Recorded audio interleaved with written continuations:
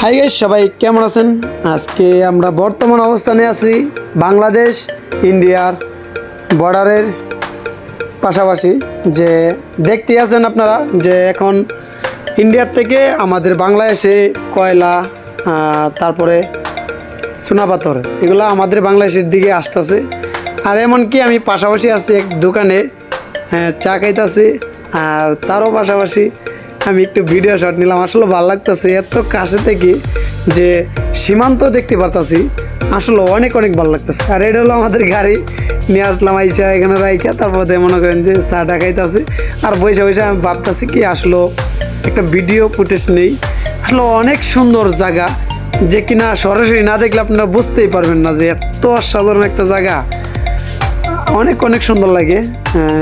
ঘুরলাম ফিরলাম, আপনারা দেখতেই পারতেছেন অসাধারণ একটা জায়গা। ওকে, আপনারা ভালো থাকবেন, সুস্থ থাকবেন। আল্লাহ হাফেজ।